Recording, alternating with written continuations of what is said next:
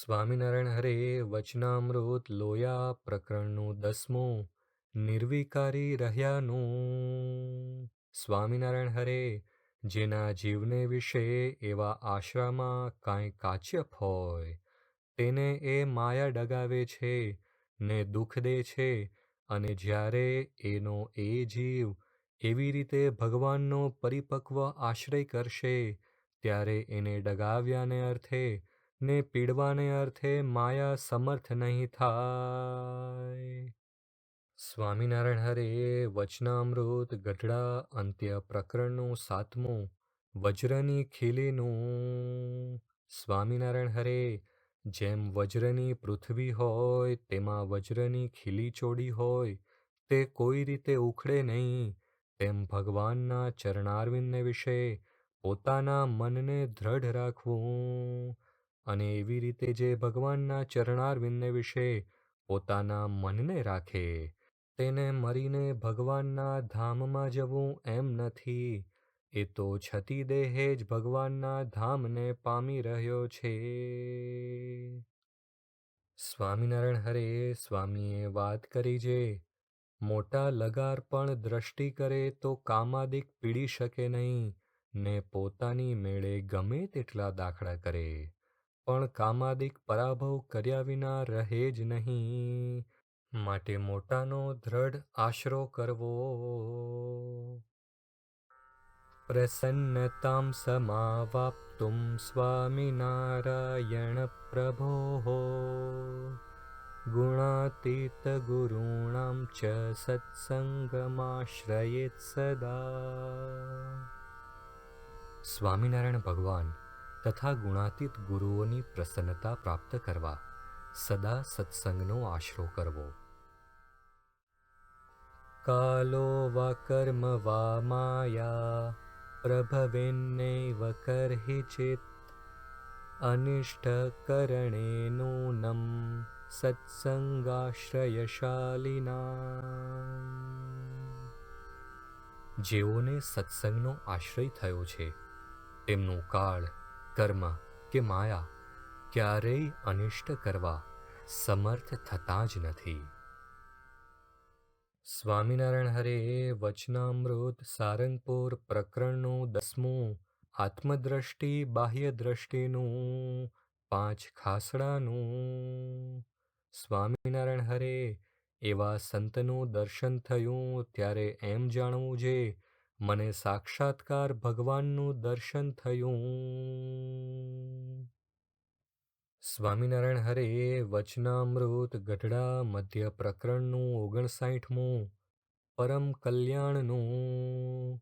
સ્વામિનારાયણ હરે 4 વેદ, પુરાણ, ઇતિહાસ એ સર્વેમાં એ જ વાર્તા છે જે ભગવાનને ભગવાનના સંત એ જ કલ્યાણકારી છે.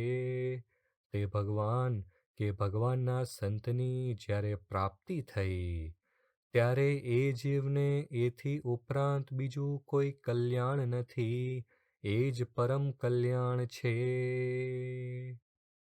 સ્વામિનારાયણ હરે સ્વામીએ વાત કરી જે એકાંતિક સાધુ વિના બીજા કોઈને જીવનું સાચું હેત કરતા આવડે નહીં, ને બીજા તો હેત કરે તે ઇન્દ્રિયોનું પોષણ કરે તેમાં તો મૂળગું અવળું થાય. સંત પરમ હિતકારી જગત માહી સંત પરમ હિતકારી.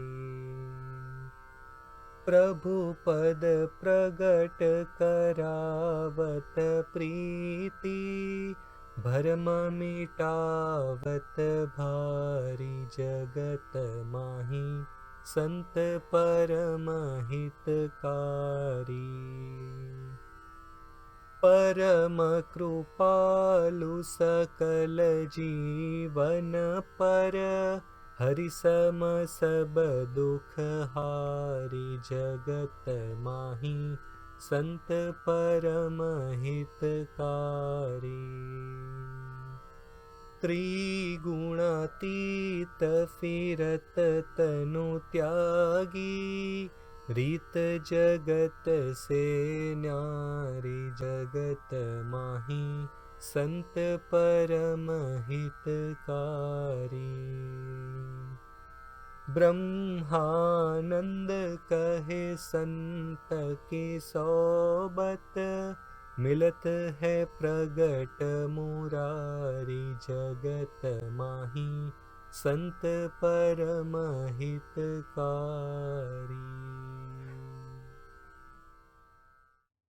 સ્વામિનારાયણ હરે સ્વામીએ વાત કરી જે આ દેહ હાડકાનો, સ્ત્રીનો દેહ પણ હાડકાનો ને છોકરાનો પણ હાડકાનો, એમાં કાંઈએ માલ નથી ને ચૂનો એ ધોળી ધૂળ્ય ને આ બીજી અમથી ધૂળ, દેહ ધૂળનો, રૂપિયા ધૂળના, કુટુંબી ધૂળના, ખાવું ધૂળનું, ખોરડા ધૂળના એમ છે ને એમાં જીવ માલ માનીને ચોંટ્યો છે, પણ કાળ ખાઈ જશે માટે ભગવાન ભજી લેવા, બાકી બધું ધૂળનું છે।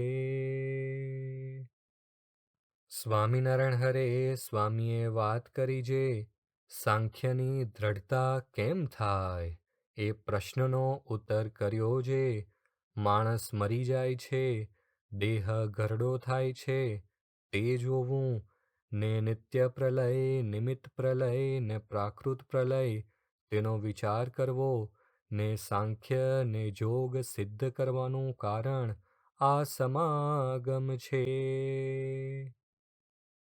સ્વામિનારાયણ હરે સ્વામીએ વાત કરી જે ઝેરના લાડવા ખાતા સારા લાગે પણ ઘડીક પછી ગળું જલાય તેમ આ વ્યવહાર છે। કર પ્રભુ સંગાથે દ્રઢ પ્રીતડી રે મરી જાવું મેલીને ધન માલ અંત કાળે સગું નહીં કોઈનું રે। સંસ્કારે સંબંધી સર્વે મળ્યા રે છે જૂઠી માયા કેરી જાલ અંત કાળે સગું નહીં કોઈનું રે। મારું મારું કરીને ધન મેળવ્યું રે તેમાં તારું નથી તલભાર અંત કાળે સગું નહીં કોઈનું રે। સુખ સ્વપ્ના જેવું છે સંસારનું રે તેને જાતા ન લાગે વાર અંત કાળે સગું નહીં કોઈનું રે। જન્મ્યા ત્યાંથી જરૂર જાણો મરવાનું છે માથેજી, આવ્યા ત્યારે શું લાવ્યા ને શું લઈ જાવું સાથે જી। સ્વામિનારાયણ હરે વચનામૃત ગઢડા પ્રથમ પ્રકરણનું 24મું જ્ઞાનની સ્થિતિનું મહાત્મ્યરૂપી ખટાઈનું। સ્વામિનારાયણ હરે જેમ બાળકના હાથમાં ચિંતામણી દીધો હોય તેનું તેને મહાત્મ્ય નથી એટલે તેનો તેને આનંદ નથી, તેમ ભગવાન પુરુષોત્તમ મળ્યા છે અને તેનો અંતરમાં આઠો પહોર કેફ રહેતો નથી જે મારું પૂર્ણ કામપણું થયું છે એવું નથી સમજતો એ હરિના ભક્તને મોટી ખોટ્ય છે। સ્વામિનારાયણ હરે સ્વામીએ વાત કરી જે અલભ્ય લાભ મળ્યો છે અને આત્યંતિક મુક્તિને પામ્યા છીએ અને આજ તો સત્સંગની ભર જુવાની છે ને આજ તો શેરડીના સાંઠાનો વચલો ભાગ આપણને મળ્યો છે, તેમાં રસ ઘણો ને સુગમ પણ છે।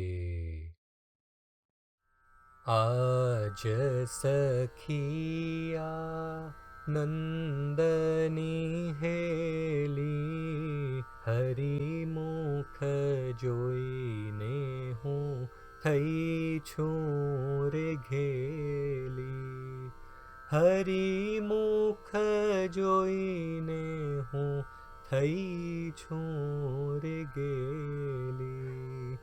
મહારે મુનિના ધ્યાન માનાવે, તેરે શામળિયોજી મુજને બોલાવે.